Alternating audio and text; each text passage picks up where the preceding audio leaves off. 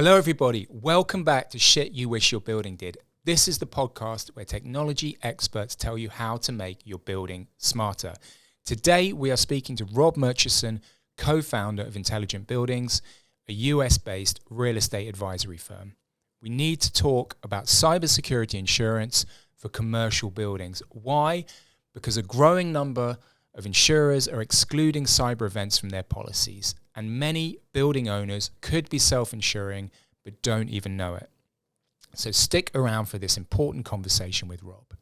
If you're serious about making your commercial building smarter, then you are in the right place. Every episode, we talk to an expert in their field and discuss practical business advice on how to implement technology in your buildings. And if you like what you hear, don't forget to subscribe to the channel and like the episode. You'll be notified when we publish new content. So let's go. Rob, welcome to the podcast. Thanks for having me, Jim. You are very welcome. And let's kick it off and tell us a bit more about Intelligent Buildings. Well, I'm a principal and a co-founder of Intelligent Buildings, and what Intelligent Buildings does at its core is we increase the availability of building systems within the built environment through a comprehensive set of managed services that we offer anywhere in the globe. We also, in our heritage, is also that we are a Sherpa, if you will, for those occupiers and landlords who are wanting to go down the journey, as most people are these days, of how do I take my built environment and make it smart in a purposeful way. So we've been doing this for the better part of the last 2 decades all over the globe. I like that, Sherpa. I remember that one. Good stuff. So I asked you today, I wanted us to have a kind of in-depth conversation on cybersecurity. So just to kick things off, how would you describe the current state of cybersecurity as it relates to building technology?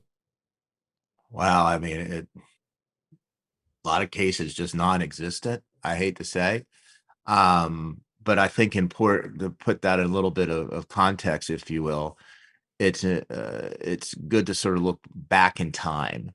And as you look back in time, say in the late 80s, when I was graduating from high school, and were you born yet, Jim? I was. Yeah, because it's been quite a transformational time. In the late 80s, this digitization of the built environment was just beginning, and it was done because automation could happen, and at a local level, the cloud wasn't around. We didn't have the internet, but we could do automation and enhance the environment itself, specifically around the HVAC, the how we control that piece of the hot and the cold and the flow of air. That piece could be automated because we went from running pneumatics, which most folks don't really experience unless you sort of hit that hiss on the thermostat, to now to a digital environment. And that wave of DDC that took place in buildings went on well over, or is still going on today, well over a decade. And it was in the late 1990s, 1999 actually, that the first Java-based controller called a JACE was introduced into the world of the built environment. All of this was happening with security not even on the radar. It was just about automation and how could we improve the performance of the built environment, specifically, say, around the temperature, managing the air molecules. So that happened, and there was no plan, and more digitization took place, we then start to see lighting systems and this thing called DALI, which is the lighting systems go into the marketplace, and then and started around 2010, we start to see this evolution of all sorts of digital things, and to the point now that whether it's an access control or video surveillance or rainwater harvesting or the clocks on the wall, everything's digital. Everything is digital, but it was all done in an unplanned way for a different purpose. And then I would say it started around originally with the Target hack, which wasn't directly to a building control system, but used it through an HVAC vendor. And then Colonial Pipeline, where oil flow stopped here in the United States. It got onto the radar of the traditional enterprise IT folks, and they had a voice at the table and said, holy cow, all this digitization has taken place in our built environment, and there was never really a plan. How in the heck do we go put a plan around this? And then to complicate things in the past couple of years, the cyber crimes, particularly around ransomware, have dramatically increased. And then we had the Ukrainian war earlier this year, which created even more attacks that took place. And we're now to a point of realization that digitization in the built environment is full steam ahead. It's not turning around, but we have this legacy cycle of technology refresh that is literally in some cases decades behind where we are on traditional enterprise IT. And we call those technologies operational technologies versus information technologies. And we can get a bit into more of this. But the bottom line is that a operational technology is something that impacts the physical environment. So it needs to, and for buildings, they're in a bigger category called industrial control systems. But for buildings, it impacts the environment. And because of that, if they aren't available, things, you either get a bad experience or worse, you can't have good air quality, or the lights turn off, or the elevator gets stuck. And so availability is a lot more important than the traditional world where confidentiality data breaches are. So I would say that we're on a journey that's been accelerated. But the root cause is that it wasn't planned to go out this way, to grow up this way, and now we have digitization all over the place, and we have fragmented parties working on it. We have fragmented systems. We have fragmented decision making. It's I don't want to sound like a pessimist, but it's quite a mess. Mm-hmm. It's going to take some time to get it turned around, but it needs to be done for purpose. And I think coming out of the pandemic, we are seeing that there needs to be a purpose around digitization in the built environment, and that's specifically around ESG and experience. So long answer there, but No, just I think sort of that's take a you through the journey. fantastic summary. I'm covering 30 years in 2 minutes. Great stuff. And I mean, I couldn't agree more with what you said. And I would add to that as well. Like, I think a lot of what's happening in terms of ransomware attacks and cybersecurity isn't also reported. So I think in probably like the situation is worse than people actually realize, because we're not seeing the full impact. People, and we wrote an article about this as part of the research that we've done recently. Obviously for reputational purposes, people don't want to promote the fact that there has been a cyber issue or a ransomware attack, for example. One really interesting thing, something you said to me, which I think is fascinating, and I'll read it back to you now. Most of the industry is probably self-insuring and does not know it, while at the same time doing very little to mitigate the actual risks. I think that's a great statement, and really in two parts, right? Some of which we kind of covered with, and we'll go into in a minute, with like mitigation. But like, describe to me like what's going on with insurance at the moment. Well, it's a double whammy, if you will. forget this operational technology IT thing I was talking about a second ago. Cyber in general, the calls for cyber insurance, really due to people and how they react to phishing attacks.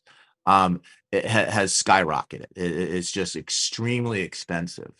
And then when you go and look at our world, the built environment, commercial real estate, uh, that world, to your point, goes unreported 95% of the time because of the brand risk associated with saying my building was attacked.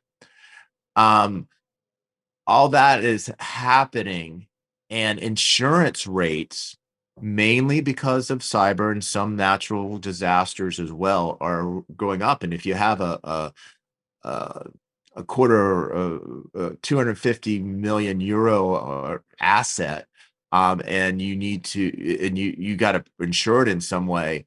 If your insurance is doubling in cost, it really affects your performance. And so what is happening is these, because when you get insurance, you don't get a 10-year insurance contract because the landscape changes. So insurance is renewing, say on an annual basis. And as these renewals come across and the prices are changing, the insurance companies are realizing, the carriers are realizing that there is a risk that they're insuring against that they don't understand. They don't know.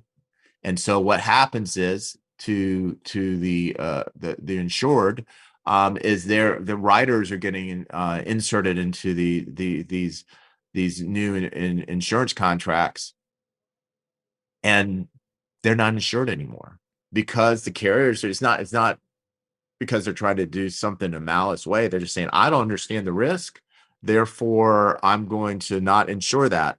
So back to that statement that you read, the owners, the landlords of buildings, in a lot of cases, are not just because of education, are or lack of awareness, if you will, are not insuring the HVAC, the lighting, the elevator, and all these control systems because it's being excluded for the reasons I just described.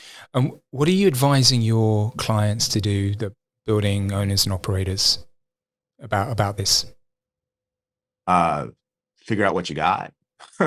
I mean, I can't say it any simpler. Is that listen. The first step in solving this problem is to understand it, and in order to understand it, you got to have an inventory, if you will, of what lies in your built environment, and the digital footprint of that, which also then allows you to understand what your attack surface, techie term, your attack surface looks like, so you can get your arms around it. So number one thing, and we worked with many clients on this, some 10,000 buildings in some cases, figure out how to go get a accurate inventory of your existing building systems. The good news, Jim, is that uh, AI and artificial intelligence, those types of technologies have evolved, and it can help automate a lot of that inventory. It doesn't have to be 100% manual process. Also, I mean, specifically about insurance. So if you have a client, like they've gone and looked at their insurance, they're saying, actually, we're not covered for this. What can they do about that? Can they go back to the insurer and say, do you have a separate policy for this? Or do they have to go to someone else to get that cover? There are a couple tiers. There are companies that just offer cyber insurance. Okay. And then there are companies underneath those companies, if you will, and sort of the layers that focus on the building system side of things. But if you're going to go down that path, which you should, because you need some type of insurance, they are going to ask sooner rather than later, what am I insuring? Yeah. And of course, and if you don't know, then they're not going to touch you.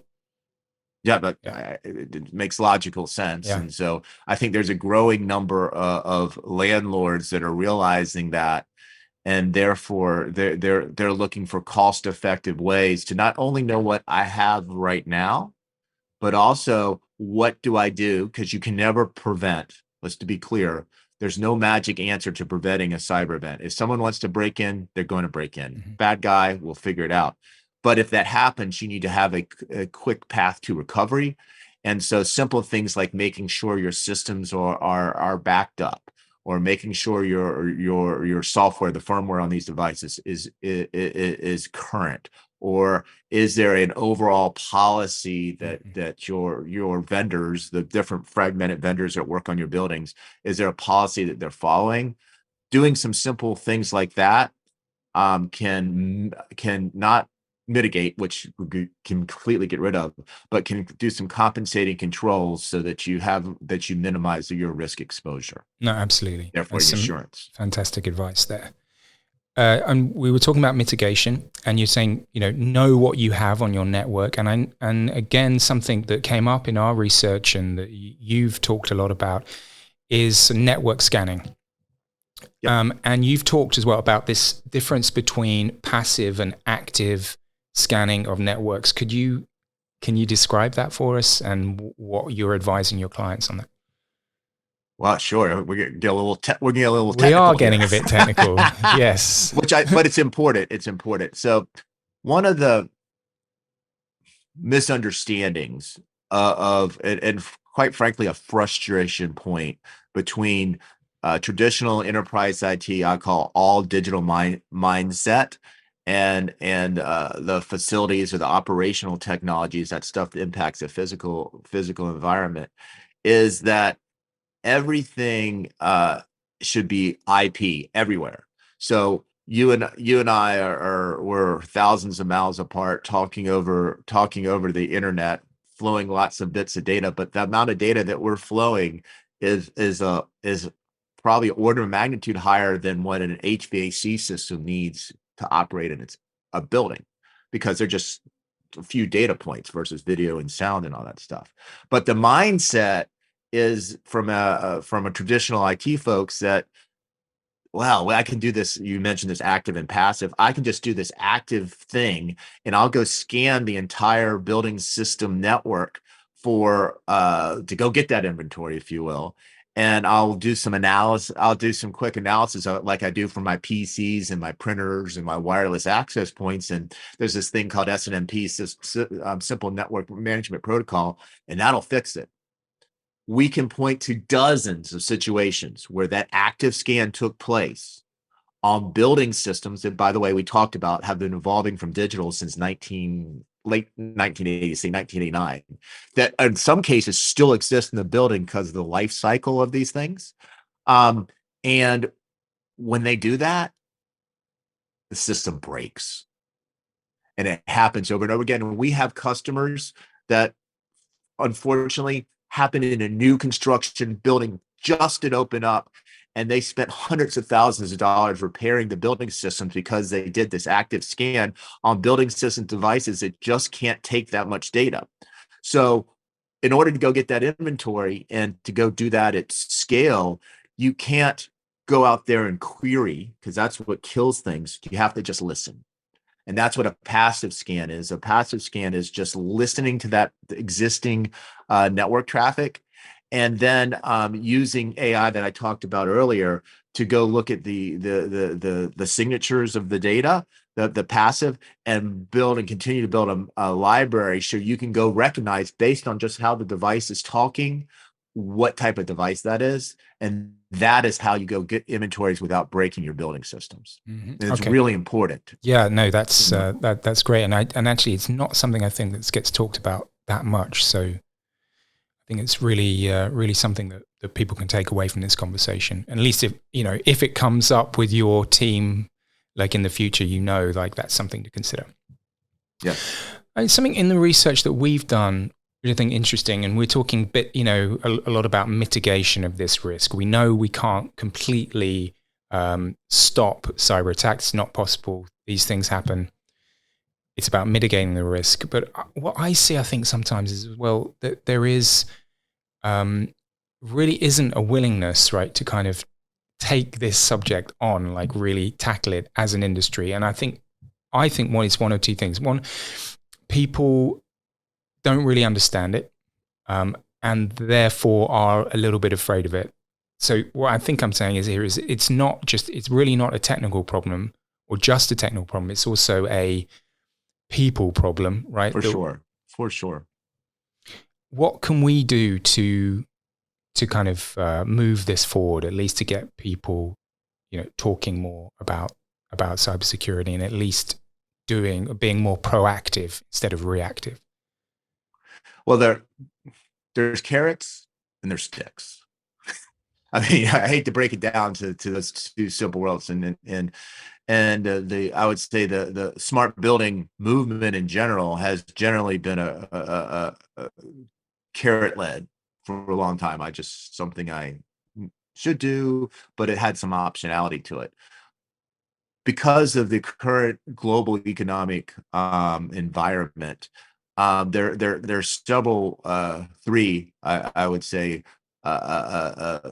market forces that are accelerating the need to go deal with the cybersecurity problem. The first one we talked about, insurance. My insurance rates are going up, and I'm just making up numbers. My insurance rate's going up by €1,000, but I can pay €100 and get it to only go by €500. So that situation, which is playing out, more and more saying, okay, it's a simple ROI equation, but that's just to mitigate this digital fragmentation mess, I'll call it, that's happened over the past 30 years. The two other forces that are really driving this, and they're somewhat combined, is that A, I have to hit ESG goals. ESG is regulated in much of Europe and the UK now. It's coming to the United States. It's happening in Australia. So in order to meet my goals, which are regulatorily driven, I need to get data out of this asset. If I'm going to get data out of this asset, I got to make sure that it's not going to negatively impact my operations. So that's the second one. So we have insurance and we have ESG. The third one is built on those other two, and that is the great reoccupation of the office, or going back to retail, or hospitality vacancy, room per rooms going up. Whatever that is we got to offer a better experience to the folks that are within that built environment, and that requires a heck of a lot of data interaction. In the office world, we're calling that experiential leasing, and the need to have destination worthiness for the physical office itself. But because of that data need, and when you combine that with part of the experience is ESG and risk mitigation, they all are sort of coming together to drive a more holistic view of, I got to get data out of my building, but at the same time, I need to make it. I need to reduce the risk, and I'll close that by saying the trend, and we're seeing this happen more and more, is that the occupant who is renewing their lease, who is likely shrinking their footprint while wanting to create destination-worthy space, is asking for access to that base building system. Mm-hmm. And by them asking for access to that base building system that we already said, I'm not even sure what's already in there, is creating a really interesting conversation that drives us back to, okay, let me understand what I got. I know I can't get rid of all the risks, but at least let's make sure my systems are backed up. I'm keeping my firmware current, and I'm making sure there's policy that my vendors are complying, so they don't introduce even more risk into my environment. Yeah, some fantastic points there, and it's really interesting to see these different dynamics at play. You covered a lot of topics there that all play into this this ecosystem, don't they? Yeah. And I think that's part of the problem, is we're looking for a hammer to drill down the nail, Mm. when we need a dozen different tools and a lot of different understanding. And I don't want to get political because different folks have different views here, but I mean, it's pretty much scientifically proven that we got to reduce our carbon emissions. I think Bill Gates says we're 51 billion tons of carbon that are getting emitted every year. If we don't take technology and apply it to what we're trying to get done, we're not going to get there. And by applying technology, that means we have opportunity, but we're introducing risk, and we've got to mitigate those risk. In fact, I saw a visual this morning I can share with you, and it talks about the impacts of different areas of our sectors of our economy, built environments, energy, and so forth. And this particular graphic said that the built environment gets is responsible for over 20% of the carbon emissions. Yet the back to this digital divide of folks not understanding the problem, over 40% of VC investments goes to mobility apps, and hardly anything is going to the built environment at scale right now because they can't find the right decision maker and they aren't solving the right problems. Yeah. Yeah. Really good point. I mean, we're coming to the end of the conversation now. Is there one thing that, out of all those things that we've discussed, is there one thing you want people to take away from this Wow, that's a tough one because it's such a multifaceted, fragmented problem. And I think maybe it's two things. One is this is I like to play on these words. This is a complex problem, not a complicated one. And by that I mean is that a Tesla is a very complicated car or system, but the inputs usually almost always produce the same outputs. In a complex world, the world that we live in, because there's people in our built environments, in a complex world, there's a lot of unknowns. And so so that means that the inputs don't always get you the same outputs. And the common denominator is this thing called people. So the first thing that you need to be aware is that the technology is there to the innovation, if you will, is there to overcome this problem. But getting your people up to speed is important. The second piece, and probably if there is a simplification of it, this is it, is that there are organizations. We're one of them. There are internal groups and other organizations as well that have looked at the problem around the keeping the systems available inside the built environment, and also recovering ways to recover, creating ways to quickly recover them. That, if you will, can offer a comprehensive set of managed services that have a degree of automation to them that you can apply to across your built environments. And this is back to the techie thing. It doesn't require that you have to re-IP address anything in your building because of the advances in technology. So two things: this is a complex issue and people are at the core of it, but that's the scary part. The good news is that you can do something starting tomorrow or today by looking internal to your organization and say, I need a set of managed services. Or if your organization isn't quite as big, you can turn to firms like ours to provide that managed service. Awesome. That's a great summary. Thank you. And on that last point, if they want more information about intelligent buildings, what's the best way to reach out to you guys? Well, we're pretty easy. It's long, but it's our name. So it's intelligent building, intelligentbuildings.com. Just sort of a funny story about that. When we first started out the organization, intelligent buildings that industry didn't exist. And we paid a whopping $5,000 to go get that domain name at the time. It's now the name of an industry. Yeah, money well spent in the end. So hopefully that's a money well spent. Absolutely. Good stuff. Rob, thank you so much for today. I really, really appreciate your time, and I thought it was a very, very interesting conversation. Thanks again. Thank you for the opportunity, Jim. Bye-bye. Have a great day.